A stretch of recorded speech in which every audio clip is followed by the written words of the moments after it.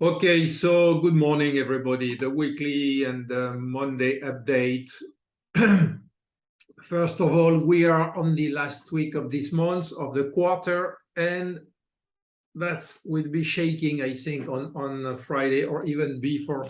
We can see a lot of long USD taking profit probably Friday or even before starting Thursday. We'll see what happens. Concerning Dixie and USD, because we are starting with it. So we are now in this level. We have a lot of price action resistances in this area. We are not far from the 1-72 extension of this move. We can look here in detail. So we have the 1-72 extension of this move. We have 1140 fib, and we have another big, the blue and the red are retracement, and in the middle, this 1-72 extension. So we can probably see a pullback, which is happening now. That's why I'm short USD, long Euro, USD, and gold, as I posted this morning. So we could see a pullback till this area, and of course, it would be bought in this area later today, probably on the New York Open or just before the New York Open. We'd see buyers coming back in about 3 hours or something like this. So then we could look for those levels, either this one or that one, and that's a great area, I think, to have some pullback in the Euro USD. So there is something important happened this weekend, which is the Italian election. So the Italians are used to have election every year and a half, more or less. I think the last government, the average government lasts about 1 year and a half for the last 20 years. So none of them has been lasting more than a year and a half. Every year and a half, they change the government. That's how Italy is working. So, is used to do. So that's why we had a little bit more push since Friday on the Dixie. Of course, we bounce we bounce Friday. Sorry, we bounce Friday, and we keep on bouncing a little bit on the open. Today, I mean Sunday, sorry, which is more or less today. So that's what we had. If we look at that on the 1 hour, so that's what we had, and that's where we are now. So we had not real thing here to take a bigger short, so I took it there when we had this small consolidation before the London Open. I was long Euro, USD, and gold at this level. We will come back to them. So concerning Dixie, we have this big multi-year trend line from 2009 with a touch here in 2015, another touch in 2017. We broke a little bit above it, which is, let's say, normal in actual conditions. And now we have this series of price action resistances there, plus the fib I just mentioned in this area. So we have some tools where we could get some interesting resistances. Concerning the divergences, for now, you see we are on the weekly chart. There is nothing, of course, on the weekly chart. If we go on the smaller time frame, same thing on the daily. On the 1 hour, if we look at this morning price action, we have nothing, just normal correlation between Euro USD and Dixie. And now let's go on the 15 minutes, same thing. So there is nothing relevant from the divergences, potential divergences, Dixie Euro USD to come, but I am of course monitoring that very closely because that's one of the signals we like to see. So now let's go to gold. Gold, I started to post again things on gold because I am trading it again now. I was waiting to see some levels. So just for the one who follows since a long time, this was 2020, the first spike right on this top here. Then we have the second spike in 2022, 2 years after. I made a call here, was waiting. I was short from there, waiting for the 1685 level here. Then I went long here, reloaded longs here, banked it in this area, and no, I didn't went short there. And now I'm looking to get long again. So the good thing about this gold chart is that I have some very good fib level there, this top fib here, which is projecting to 2,714, which is the target of that move. So I hope we can see it. This is the 61.8. So if we never break this one, we will keep on lower, but we will break this one sooner or later. And we need to keep, of course, this low here at 1,050, but I doubt we would break it now, especially with the potential weakening of the USD to come soon, sooner or later, but will come soon. So we have a risk of now it should go up. It's not because of the pressure of the USD, but the good thing is we have some very good level to rely on, like I posted this morning. So this one to the pip, you see, I posted that, I think, last week. I don't know if I posted here or with the mentoring group, but this is a chart I'm looking at.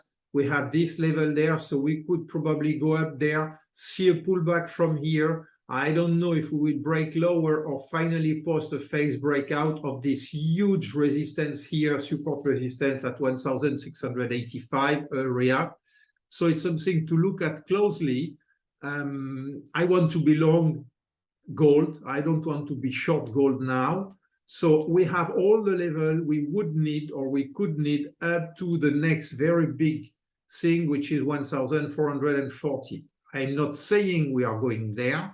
I am just saying if we go there, it would be a very good level to get long, of course, with the setup.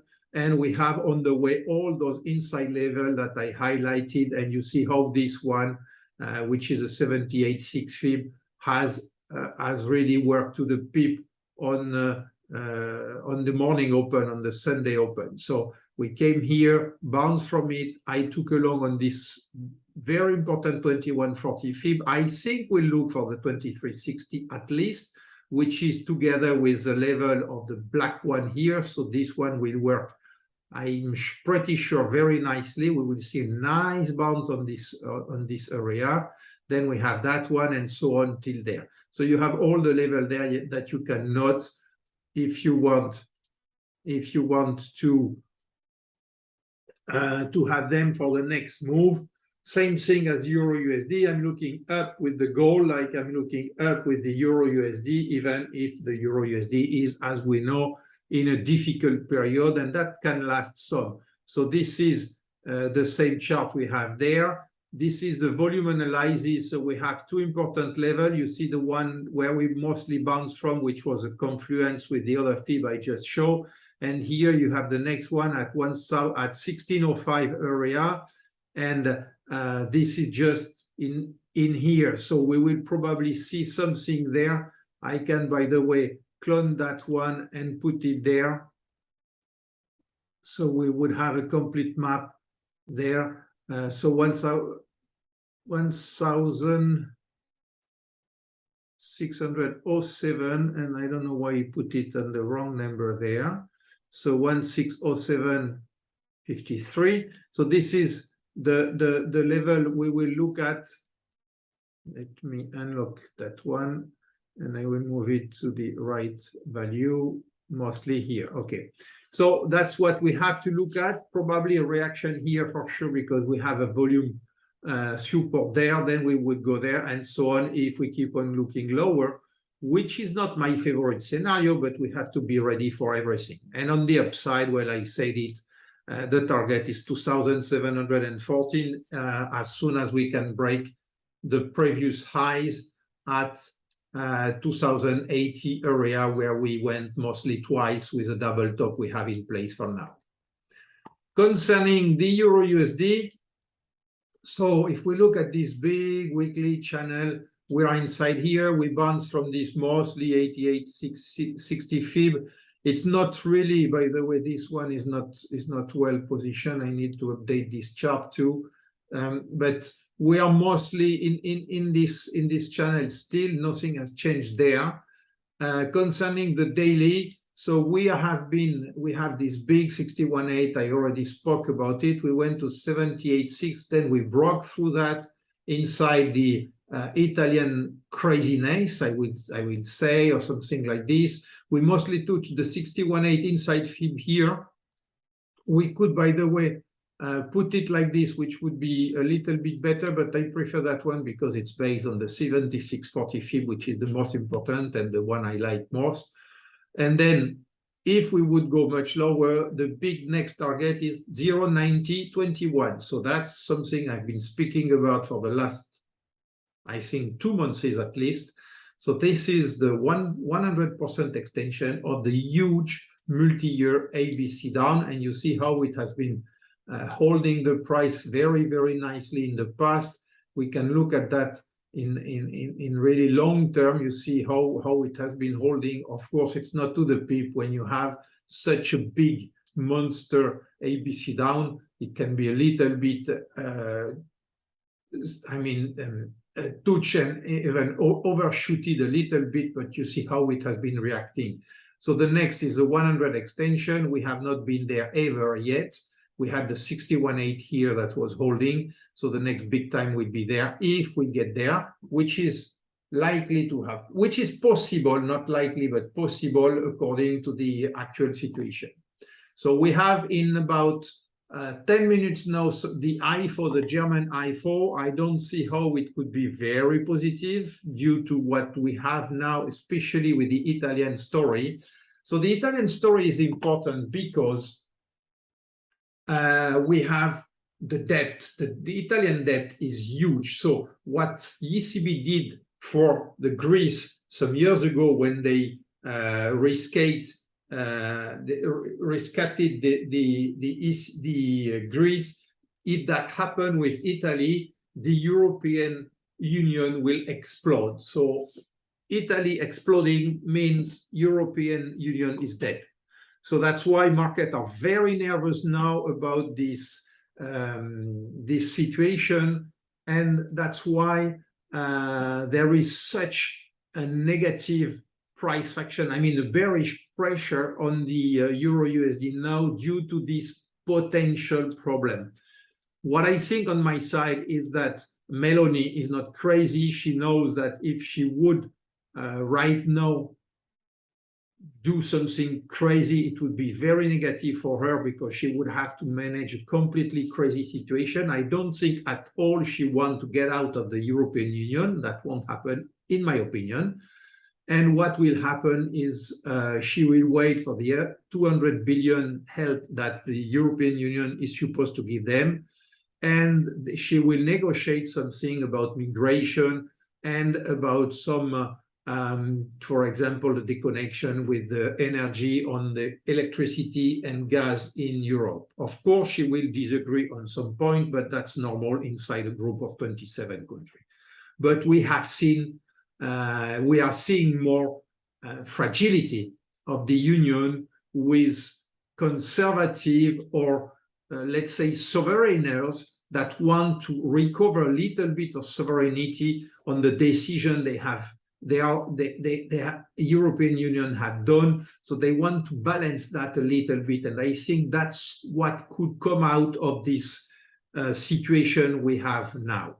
So that's what I had to say about this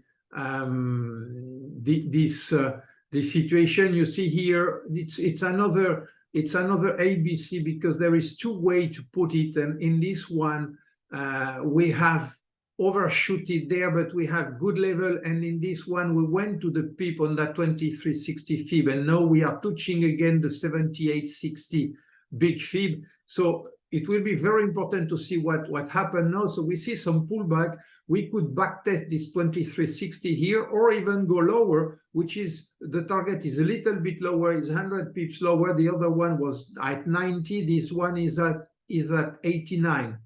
So 0.89, you see. So that's a difference depending how we take that big ABC. So I'm playing in between those two charts because there is a difference, as you can see, a little bit of difference. Now we are already on the 78.6, but we already see a pullback on it. So that's something interesting to keep in mind, and probably very interesting with this 2360, which is if you make a little bit of connection on it, which is mostly, which is mostly what we have here.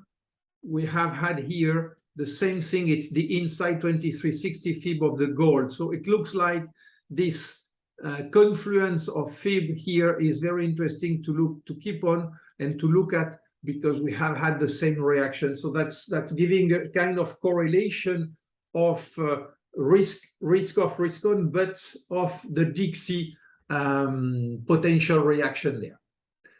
So I will make another update tomorrow, of course, like usually. And if there is something special or very strong, of course, I will be making an intraday update. Have a nice day, a nice trading week. Remember, Friday will be crazy with the end of week, end of months, and end of quarter.